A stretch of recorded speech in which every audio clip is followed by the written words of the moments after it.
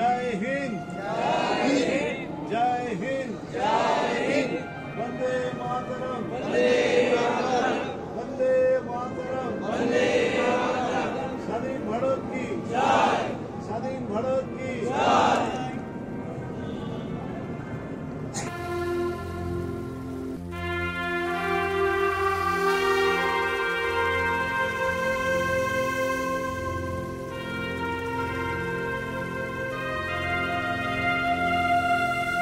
जनगण मन अधिनायक जय हे भारत भाग्य विधाता। पंजाब सिंध गुजरात मराठा द्राविड़ उत्कल बंग, विंध्य हिमाचल यमुना गंगा उच्चल जलधि तरंगो। प्रभु शुभ नामे जागे, प्रभु शुभ आशीष मागे, गाहे प्रभु जय गाथा। जनगण मंगल दायक जय हे भारत भाग्य विधाता। जय हे, जय हे, जय हे, जय जय जय जय हे। परम प्रयोजनीय श्री श्री ठाकुर मा एवं स्वामीजीर चरणे प्रणाम जानिए उपस्थित सकल शिक्षकबृंद, सहपाठी छात्र, सकल शिक्षाकर्मी एवं श्रद्धेय प्रिंसिपल महाराज के आजकेर এই शुभ मुहूर्ते যথাযোগ্য প্রণাম, অভিনন্দন ও শুভেচ্ছা জানাই। স্বাধীনতা প্রাপ্তির এই অষ্টসপ্ততি বর্ষে অর্থাৎ 1947 সালের 15 আগস্টের পর প্রায় 28,470 দিন অতিক্রম করে আজকে আমাদের স্বপ্ন দিয়ে তৈরি এবং স্মৃতি দিয়ে ঘেরা এই ভারত হয়ে উঠেছে বিকশিত ভারত। আমরা শিক্ষা বিজ্ঞানের ছাত্র এবং শিক্ষকেরা ব্যক্তির যে বৃদ্ধি এবং বিকাশের ক্রমিক পর্যায়গুলি পড়ি এবং পর্যবেক্ষণ করে থাকি, অনেকটাই তার সঙ্গে তুলনীয় আজকের এই বিকশিত হয়ে ওঠা। এই স্বাধীনতা, তার প্রাপ্তি, তার অর্জনের পিছনে অগ্নিযুগের হাজার হাজার বলিদানের যে রক্তমাখা ইতিহাস, লাখো মানুষের যে আত্মত্যাগ, বৈচিত্র্যের মধ্যে ঐক্য খুঁজে পাওয়া, এই জাতির যে চেতনার নবজাগরণ, তারই এক ফলশ্রুতি এই বিকশিত ভারত। ভারত বিকশিত হয়েছে, আমরা কি বিকশিত হয়েছি? এই প্রশ্ন সমকালীন এবং চিরন্তন। এই প্রসঙ্গে মনে পড়ে আনন্দমঠ উপন্যাসের শেষাংশে বঙ্কিমচন্দ্রের দূরদর্শী বক্তব্য। সেখানে আনন্দমঠ থেকে সত্যানন্দকে নিয়ে যেতে চিকিৎসক তথা মহাপুরুষ এসেছেন এবং সে মহাপুরুষ বলছেন, স্থূল কি তাহা না জানিলে সূক্ষ্ম কি তাহা জানা যায় না। স্বাধীনতা প্রাপ্তির পর এতগুলি বছর আমরা স্থূল জ্ঞানের এই প্রান্ত থেকে ওই প্রান্ত সমস্তটাই বিচরণ করেছি এবং এখনো করছি। আজকের এই বিকশিত ভারত হওয়ার পিছনে এও এক কারণ। কিন্তু সূক্ষ্ম জ্ঞানের ক্ষেত্রে বিচরণ, তার ক্ষেত্রে প্রশ্ন থেকেই যায়। আমাদের এই স্বাধীনতা নিঃসন্দেহে ব্রিটিশ উপনিবেশবাদের করালো গ্রাস থেকে ছিনিয়ে নেওয়া স্বাধীনতা। কিন্তু এই স্বাধীনতার প্রতিচ্ছবি কি শুধুই জাতীয় পতাকা, জাতীয় সঙ্গীত এবং সংবিধান নির্মাণ? এই স্বাধীনতার বৃহত্তর অর্থ আমাদের মনের গভীর অন্ধকার কোণে লুকিয়ে থাকা অবচেতনের দাসত্ব থেকে চেতনার মুক্তি, কিংবা পশু সুলভ দানবিকতা থেকে মানবিকতার পথে উত্তরণ। এই উত্তরণের ব্যাখ্যা আমরা পেতে পারি বৃহদারণ্যক উপনিষদের ৫ম অধ্যায়ের ২য় ব্রাহ্মণ থেকে। সেখানে বলা হয়েছে, ত্রয়া প্রজাপত্তা প্রজাপত পিতৌরি ব্রহ্মচর্য মূর্ষদে বা মনুষ্য অসুরা, অর্থাৎ প্রজাপতির ৩ পুত্র দেবতা, মানুষ এবং অসুর ব্রহ্মচর্যে নিযুক্ত থেকে প্রজাপতির নিকট বাস করছিলেন। ব্রহ্মচর্য সম্পন্ন কালে দেবতাগণ প্রজাপতিকে বললেন, আপনি আমাদের উপদেশ প্রদান করুন। প্রজাপতি বললেন, দাও। তারপর জিজ্ঞেস করলেন, তোমরা এর অর্থ উত্তম রূপে বুঝেছ কি? দেবগণ বললেন, হ্যাঁ, আপনি আমাদের দান্ত অর্থাৎ দমগুণান্বিত অর্থাৎ সংযতেন্দ্রিয় হওয়ার নিমিত্ত আদেশ দিয়েছেন। একইভাবে মনুষ্যগণ বুঝলেন, আপনি আমাদের দান করতে উপদেশ দিয়েছেন। অসুরগণ বললেন, আপনি আমাদের দয়াশীল হতে উপদেশ দিয়েছেন। দেব, মনুষ্য, অসুর এরা কারা? আমরাই দেব, আমরাই মনুষ্য, আমরাই অসুর। অতএব ইন্দ্রিয়ের দমন, দান এবং দয়া, এই ৩ আমাদের শিক্ষা, আমাদের ধর্ম, আমাদের কর্ম। স্বাধীনতা দিবসের এই শুভ লগ্নে Ramakrishna mission Brahmananda college of এডুকেশনের ছাত্র হিসেবে, ভারতের জনৈক নাগরিক হিসেবে এই কামনা করি আমাদের বিকশিত ভারত সর্বাঙ্গে বিকশিত হোক, তার বিকাশ পূর্ণাঙ্গ রূপ ধারণ করুক। প্রার্থনা করি এই বিকশিত ভারত অর্থাৎ এই আমরা যেন সৎ বুদ্ধির সাহায্যে আমাদের অবচেতনের হাত থেকে স্বাধীনতা পাই এবং ইন্দ্রিয় দমন, দান, দয়া, সহমর্মিতার হাত ধরে নতুন এক আলোকের দিকে এগিয়ে এক নতুন ভারত গড়ে তুলতে পারি। জয় হিন্দ, জয় ভারত।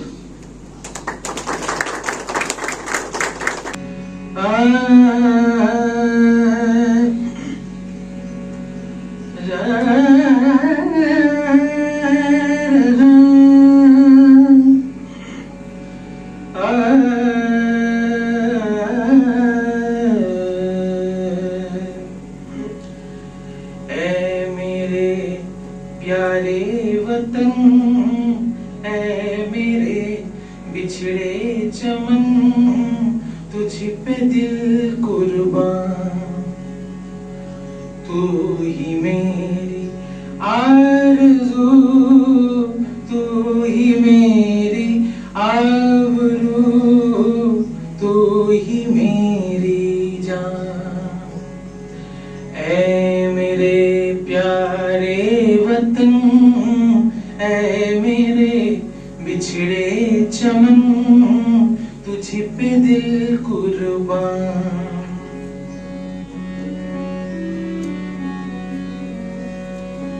तेरे दामन से जो आए उन हवाओं को सलाम, चुन लूं मैं उस जुबान को जिस पे आए तेरा नाम।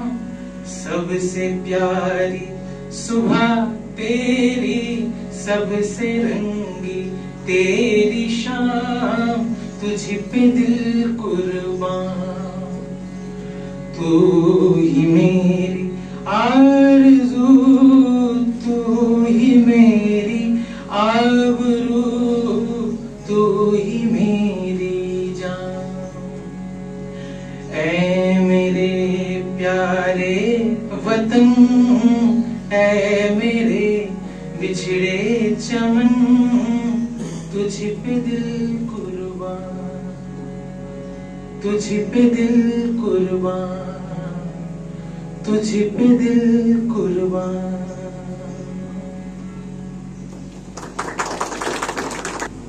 দুর্গমগিরি কান্তার মরুদুস্থর পারাপার, লঙ্ঘিতে হবে রাত্রি নিশীথে যাত্রীরা হুঁশিয়ার, যাত্রীরা হুঁশিয়ার।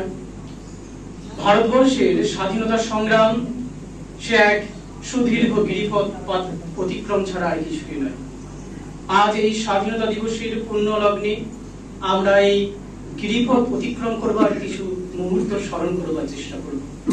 প্রথমেই ঠাকুরমা স্বামীজির চরণে আমার আগুনি প্রণাম নিবেদন করি। উপস্থিত পূজনীয় মহারাজ এবং শ্রদ্ধেয় শিক্ষককে আমার প্রণাম নিবেদন করি এবং এখানে উপস্থিত আমার সহশিক্ষার্থী এবং সহপাঠীদের আমার যথাযথ সম্ভাষণ জানিয়ে আজকের এই দিনের কিছু স্মৃতিচারণ করবার বা আজকের এই দিনের কিছু ঘটনা তুলে ধরবার চেষ্টা করব। ভারতবর্ষ সুপ্রাচীন কাল থেকেই তার শিক্ষা, সংস্কৃতি, ঐতিহ্য, স্থাপত্যের জন্য গোটা বিশ্বব্যাপী বন্দিত।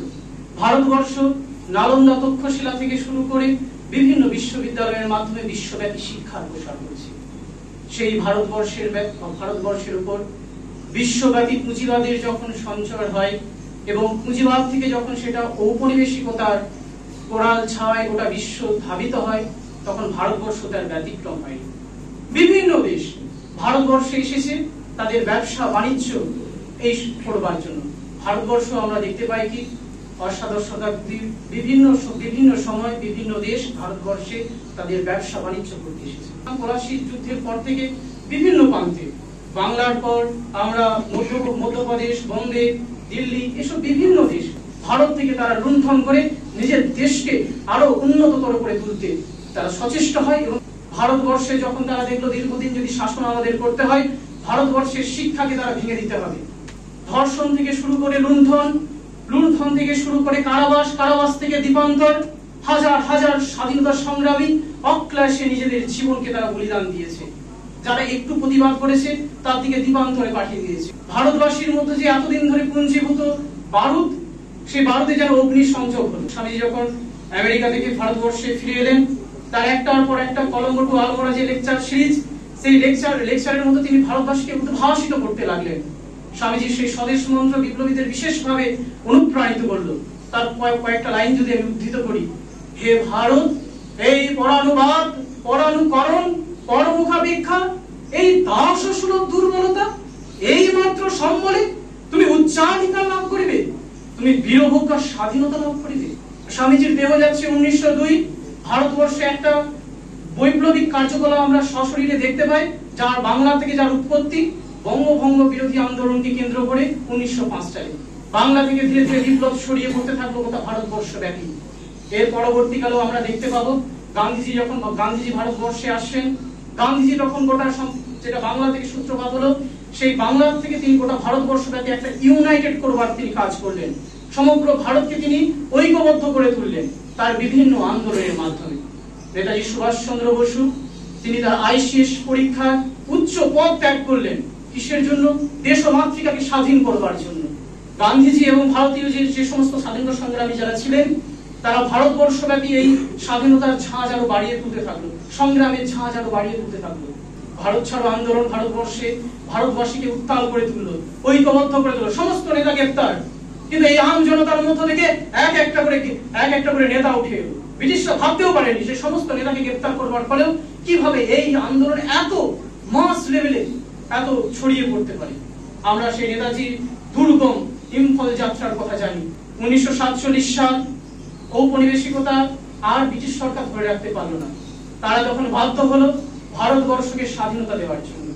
কিন্তু ব্রিটিশ সরকার তো তারা চাইবেই যে ভারতবর্ষের মধ্যে একটা বিভেদ, একটা দ্বন্দ্ব লেগেই থাকুক। তারা অখণ্ড ভারতের স্বাধীনতা দিল না। তারা কি করলো? ভারতকে দ্বিখণ্ডিত করে তারা 14ই আগস্ট পাকিস্তানকে স্বাধীনতা দিল, 15ই আগস্ট ভারতবর্ষকে স্বাধীনতা দিল, এবং তার মধ্যে তারা ডিভাইড করে দিল হিন্দু মুসলিমের যে একটা জাতীয় উগ্রবাদ। শুধু আমার এই আজকের এই পুণ্য দিনে আমাদের এই সকলের কাছে আমার একটাই আবেদন, আমরা যেন সকলেই চরিত্রবান মানুষ হয়ে উঠতে পারি। এই চরিত্র বলেই আমরা ভারতকে, আমরা আমাদের স্বাধীনতাকে রক্ষা করতে পারবো। স্বামীজি বারবার বলেছেন স্বাধীনতা অর্জন করা যায়, কিন্তু স্বাধীনতাকে রক্ষা করবা কঠিন। আমরা যেন স্বাধীনতাকে রক্ষা করতে পারি, আরো যেন আমরা এই স্বাধীন ভারতে যেন সকলেই স্বাধীন হয়। কেউ যেন না সেই স্বাধীন দেশেও কাউকে যেন নিজের অধিকারের জন্য সংগ্রাম করতে না হয়, কাউকে যেন যন্ত্রণায় ছটফট করতে করতে মারা যেতে না হয়। এই বলে ঠাকুরমা স্বামীজির কাছে প্রার্থনা করে কবির ভাষায় একটা কথাই বলে আমার আজকের বক্তব্য শেষ করব। বল বল বল সবে শতবিনা বেনু রবে, ভারত আবার জগত সবাই শ্রেষ্ঠ আসন লবে, শ্রেষ্ঠ আসন লবে, শ্রেষ্ঠ আসন লবে। নমস্কার, ধন্যবাদ। ভারত আমার, ভারতবর্ষ স্বদেশ আমার স্বপ্ন গো, তোমাতে আমরা লোভিয়া জনম, ধন্য হয়েছি ধন্য গো। ভারত আমার, ভারতবর্ষ স্বদেশ আমার স্বপ্ন গো, তোমাতে আমরা লোভিয়া জনম, ধন্য হয়েছি ধন্য গো। কিরিট ধারিণী তুষার শৃঙ্গে সবুজে সাজানো তোমার দেশ, কিরিট ধারিণী তুষার শৃঙ্গে সবুজে সাজানো তোমার দেশ। তোমার উপমা তুমি, তোমার উপমা তুমি, তোমার রূপের নাহি কো শেষ। সঘন গগন তমসা সহসা আসে যদি নেমে আকাশে, তো হাতে হাত রেখে মিলিয়ে একসাথে আমরা নিব নতুন ভোর। ভারত আমার, ভারতবর্ষ স্বদেশ আমার স্বপ্ন গো, তোমাতে আমরা লোভিয়া জনম, ধন্য হয়েছি ধন্য গো, ধন্য হয়েছি ধন্য গো, ধন্য হয়েছি ধন্য গো। ভারত অর্জন করেছিল তার কাঙ্ক্ষিত স্বাধীনতা। আজকের এই দিনটিকে স্মরণ করে রাখার জন্য ভারতবর্ষের বিভিন্ন প্রান্তে কুচকাওয়াজ, জাতীয় পতাকার উত্তোলন এবং বিভিন্ন সাংস্কৃতিক অনুষ্ঠানের আয়োজন করা হয়ে থাকে এবং সেই সমস্ত সাংস্কৃতিক অনুষ্ঠানে ভারতবর্ষের বিভিন্ন প্রান্ত থেকে আসা বিভিন্ন ধর্মের এবং বিভিন্ন বর্ণের মানুষ তাদের সংস্কৃতির পরিচয় দিয়ে থাকে। আজকে ভারতবর্ষ বিজ্ঞান, শিল্প, সাহিত্য, দর্শন এবং প্রযুক্তিতে অভূতপূর্ব উন্নতি স্বাক্ষর রেখেছে। আজকে আমরা চন্দ্রায়ন অভিযান সাফল্যের সঙ্গে সমাপ্ত করছি। আজকে আমরা অলিম্পিকে পদকের সংখ্যা বাড়াচ্ছি। আজকে আমরা ক্রিকেটে বিশ্বজয় করছি। আজকে আমরা ফুটবলে অগ্রগতি সাধন করছি। আজ আমরা স্বাধীনতার ৭৮তম বর্ষ উদযাপন করছি। একবার ভাবুন, যেদিন আমরা স্বাধীনতার ১০০তম বছর পূর্ণ উদযাপন করব, সেদিন ভারতবর্ষের প্রকৃত চিত্রটা কোথায় থাকবে। আশা করি সেই দিন আমরা সেই জাতি বা সেই দেশকে পেছনে ফেলে রাখতে পারবো, যে জাতি বা যে দেশ আমাদেরকে বিগত ২০০ বছর ধরে পেছনে ফেলে রাখার চেষ্টা করেছিল। আর আমি তো মনে করি একজন প্রকৃত ক্রিকেট প্রেমিকের থেকে একজন দেশপ্রেমিকই সঠিকভাবে অনুধাবন করতে পারে বিশ্ব টেস্ট চ্যাম্পিয়নশিপে ইংল্যান্ডকে তার দেশের মাঠে, বিশেষত লর্ডসের মাঠে হারিয়ে সেখানে জাতীয় পতাকা উত্তোলনের স্বাদটা ঠিক কতটা।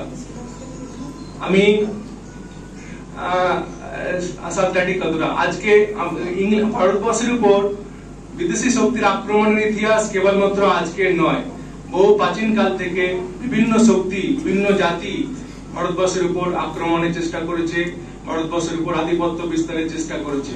তাই আসুন আজকে আমরা এই শুভক্ষণে দাঁড়িয়ে এই প্রতিজ্ঞাবদ্ধ হই যে আমরাও একদিন আধিপত্য বিস্তার করব পৃথিবীর বুকে। তবে তা রাষ্ট্র অধিগ্রহণ পরিগ্রহণের মাধ্যমে নয়, আমরা আধিপত্য বিস্তার করব আমাদের বিজ্ঞানে, আমাদের শিল্পে, আমাদের সাহিত্যে, আমাদের কর্মে, আমাদের চিন্তা চেতনায়, আমাদের দর্শনে, আমাদের প্রযুক্তিতে। ভারতবর্ষ প্রিয় ছাত্ররা, আজ তোমরা এখানে আছো, আগামী দিনে দেশে বিদেশে বিভিন্ন প্রান্তে ছড়িয়ে পড়বে। যেখানেই থাকো আমাদের দেশপ্রেমিকদের আত্মত্যাগ বা আত্মবলিদানের কথা বলিও না কখনো। কি বিশদ পরিমাণ আত্মত্যাগ বা আত্মবলিদান তারা দিয়েছিলেন। তারা বিসর্জন দিয়েছিলেন তাদের যৌবন, তারা বিসর্জন দিয়েছিলেন তাদের পরিবার, কেবলমাত্র ভারতবর্ষকে স্বাধীন করার জন্য। কারণ তারা অনুভব করতে পেরেছিলেন যে যদি ভারতবর্ষকে স্বাধীনতা না দেওয়া যায়, তাহলে আগামী কয়েক প্রজন্ম ইংরেজদের কৃতদাস হিসাবে থেকে যাবে। তাই তাদের আত্মত্যাগ বা তাদের আত্মবলিদানকে কয়েকটি পংক্তি বা কয়েকটি লাইনের মাধ্যমে অনুভব করা সম্ভব নয়। তাদের আত্মত্যাগ বা তাদের আত্মবলিদান তখনই সার্থকতা পাবে যদি আমরা আমাদের সামাজিক অবক্ষয়গুলোকে দূর করতে পারি। আজও আমাদের সমাজে নানা অবিচার, নানা ব্যভিচার, নানা দুর্নীতি, বেকারত্ব, দারিদ্রতায় পরিপূর্ণ। তাই যদি আমরা সেগুলি আজ দূর করতে পারি, সেগুলি যদি আমরা এখন দূর করতে পারি, তবেই আমরা তাদের আত্মবলিদানকে সার্থকতা দিতে পারবো। আজকের এই শুভক্ষণে বা শুভ মুহূর্তে আমাদের বিএড পাঠ্যক্রমের একটি বিষয় মনে পড়ে যাচ্ছে, যেটা তুলে ধরা অত্যন্ত প্রাসঙ্গিক বলে মনে হচ্ছে। তা হলো সর্দার বড় প্রথা। এই প্রথা ইংল্যান্ডের অ্যান্ড্রু বেল আমদানি করে নিয়ে যায় ইংল্যান্ডে, এবং সেখানে তিনি মনিটরিয়ান সিস্টেমের নাম দিয়ে আমাদের দেশেই চালনা করে। খালি এই একটি ক্ষেত্র নয়, এমন অনেক বহু ক্ষেত্র আছে যেখানে ইংরেজরা আমাদের দেশ থেকে লুণ্ঠন করে নিয়ে গিয়ে পরবর্তীকালে আমাদেরকে ক্রেতার আসনে বসিয়ে দিয়েছেন, যার জন্য হয়েছে বয়কট আন্দোলন, যার জন্য হয়েছে স্বদেশী আন্দোলন। আমরা প্রিয় ছাত্ররা, তোমরা সবাই জন্য আমরা স্বাধীনতা অর্জন করেছি ঠিকই, কিন্তু এখনো পর্যন্ত আমরা সম্পূর্ণ স্বাধীনতা অর্জন করতে পারিনি। যদি পারতাম, তাহলে কোনো অশিক্ষিত, কোনো দুর্নীতিপরায়ণ, কোনো নেতা বা মন্ত্রী আমাদের ছাত্রদের ভবিষ্যৎ নির্ধারণ করতে পারত না। তাই আসুন আজকে আমরা সমবেতভাবে এই প্রতিজ্ঞাবদ্ধ হই যে আগামী দিনে আমরা অত্যন্ত পরিশ্রম করব ভারতবর্ষকে একটি পৃথিবীর শ্রেষ্ঠ রাষ্ট্র হিসেবে পরিণত করার। জয় হিন্দ, জয় ভারত।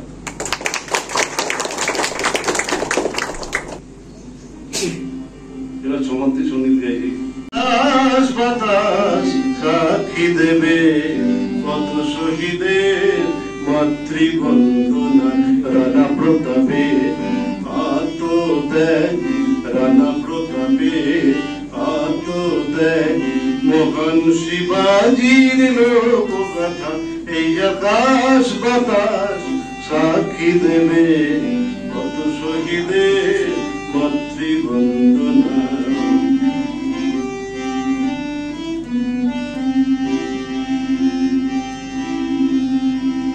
বীর ক্ষুদিরাম মতঙ্গিনী মাস্টারদা বাধা যতীন, বীর ক্ষুদিরাম মতঙ্গিনী মাস্টারদা বাধা যতীন, আজও তাদের রক্তের ঋণ, আজও তাদের রক্তের ঋণ স্বর্ণাক্ষরে রয়েছে লেখা।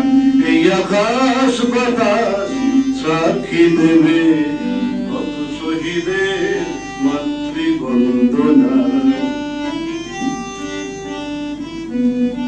কদম কদম কদম বাড়ায় দিল্লি আস্ত যদি আজাদিন, নতুন করে লিখতে হতো, নতুন করে লিখতে হতো স্বাধীন ভারতের ইতিহাসটা। বিনয় বাদলের অলিন্দ যুদ্ধ, তিতুমিরের বাঁশের ঘর, বিনয় বাদলের অলিন্দ যুদ্ধ, তিতুমিরের বাঁশের ঘর, শহীদ ভগতের অকাল প্রয়াণ, শহীদ ভগতের অকাল প্রয়াণ, কিছুই আজও ভুলিনি মোরা। এই আকাশ বাতাস সাক্ষী দেবে কত শহীদের মাতৃবন্দনা। রানা প্রতাপের আত্মত্যাগ, রানা প্রতাপের আত্মত্যাগ, মহান শিবাজির লোকগাথা।